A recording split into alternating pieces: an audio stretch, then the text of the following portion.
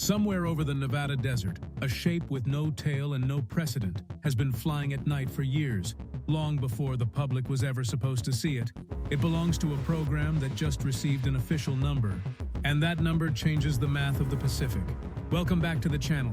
Today we are breaking down why the F-47's combat radius of more than 1,000 nautical miles is not just a statistic, it is the single number that decides whether the United States can fight and win a war over Taiwan or the South China Sea. Leave your like, subscribe, and share. Let's begin.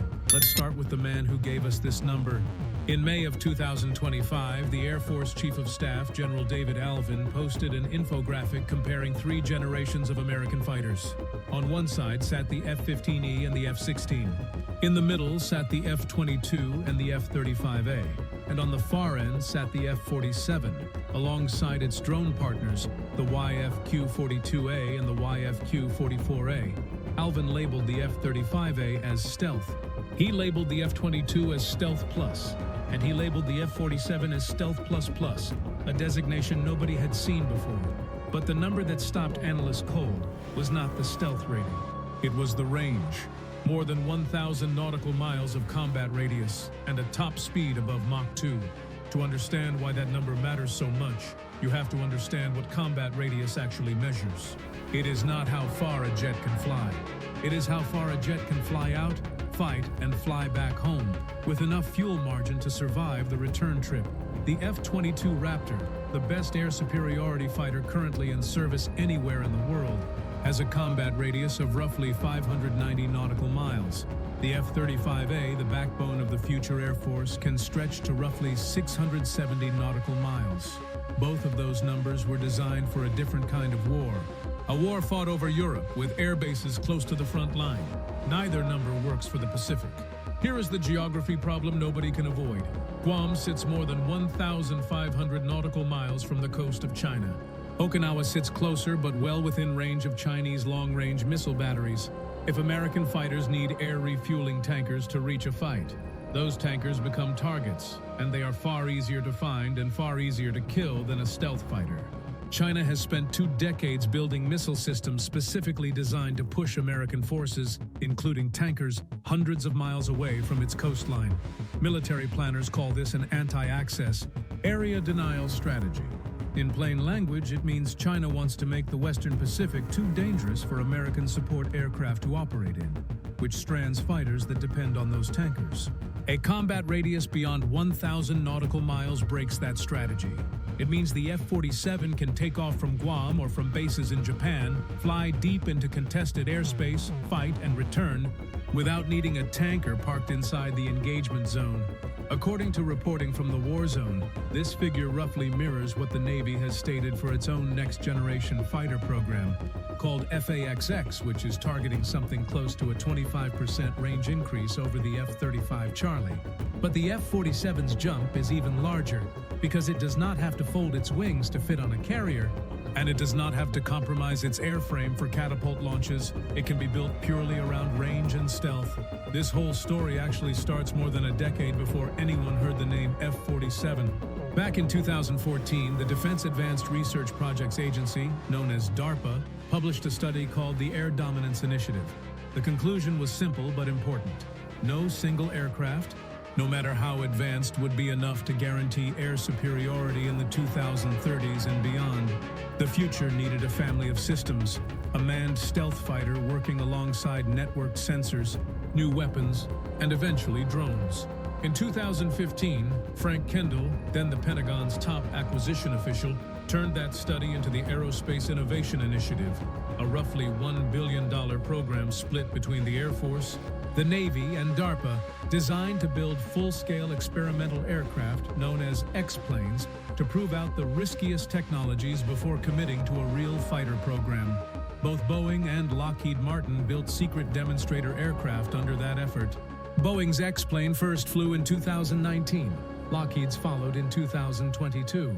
The public did not learn that either jet existed until September of 2020, when Air Force acquisition executive Will Roper told reporters that a full-scale demonstrator had, in his words, broken records. He gave almost no details, but the comments signaled that this program was already far more advanced than anyone outside the Pentagon realized.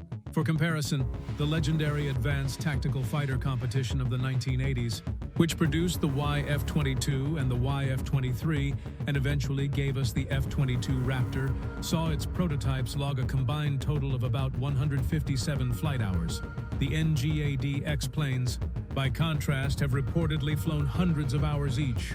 The program nearly died before it ever reached the public. By 2023, Northrop Grumman dropped out of the competition entirely, leaving only Boeing and Lockheed Martin in the running.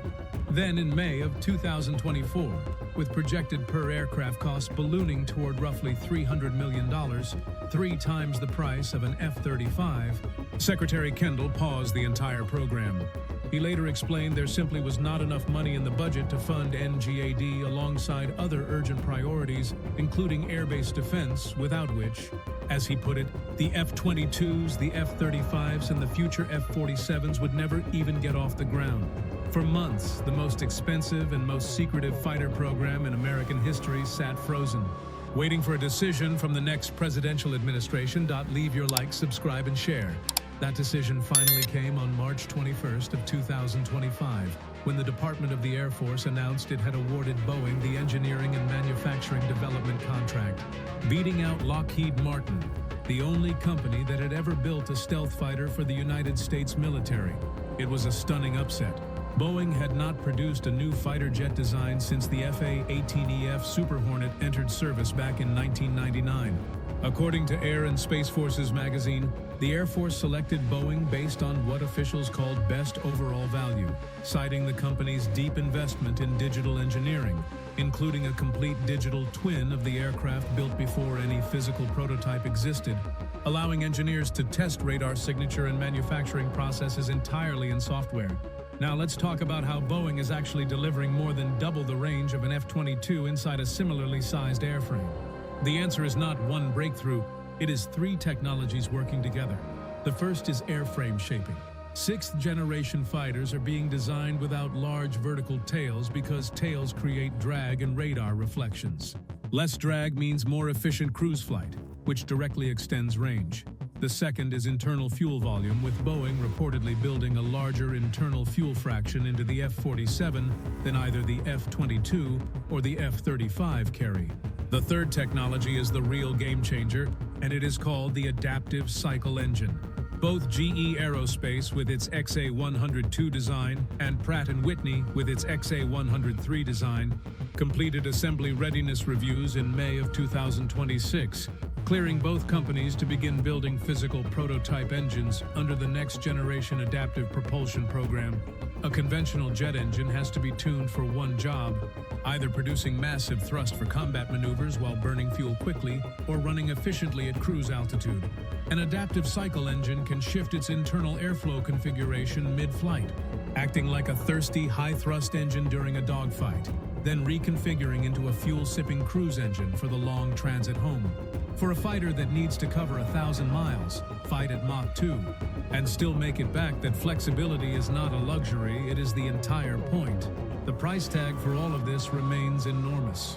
By April of 2026, the Trump administration had requested more than $5 billion in research and development funding for fiscal year 2027 alone, pushing cumulative program spending toward nearly $8.5 billion. Congress has not been entirely smooth about funding this either. The fiscal year 2025 defense bill actually cut about $31 million from the program, while lawmakers redirected over $557 million toward the Collaborative Combat Aircraft drones instead. But the One Big Beautiful Bill Act, passed in July of 2025, added $400 million specifically to accelerate F-47 production, money that can be spent all the way through fiscal year 2034.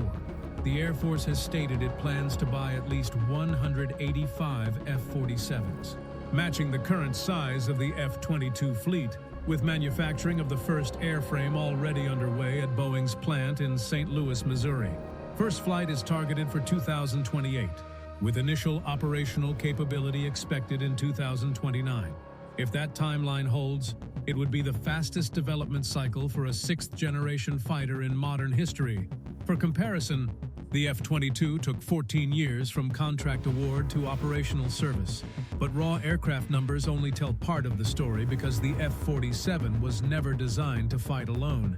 The Air Force plans to acquire more than one 000 Collaborative Combat Aircraft, abbreviated as CCA, roughly 2 drones for every single F-47 and F-35A in the fleet. These semi-autonomous wingman drones, the first of which are designated YFQ-42A and YFQ-44A, fly ahead into contested airspace where they can hunt enemy air defenses or absorb the first shot, all directed from inside the F-47's cockpit. Each F-47, in that sense, should be thought of less as a single jet and more as the command node for an entire small air formation. This is exactly why China's emerging sixth-generation prototype, the J-36, has triggered such urgency inside the Pentagon. China's prototype flew publicly in late 2024, filmed openly for the cameras, a stark contrast to America's program, which conducted its X-plane test flights almost entirely at night, almost entirely undetected, over remote Nevada test ranges. Whichever country actually fields a combat-ready sixth-generation fighter first will hold what air power strategists call the first look. First shot advantage, the ability to detect an adversary and fire before being detected in return. In contested airspace against modern radar and missile systems, that advantage alone can decide the outcome of an engagement before a dogfight ever truly begins. Déjà tu lik, suscribete et comparte. Of course, every ambitious defense program deserves a healthy dose of skepticism.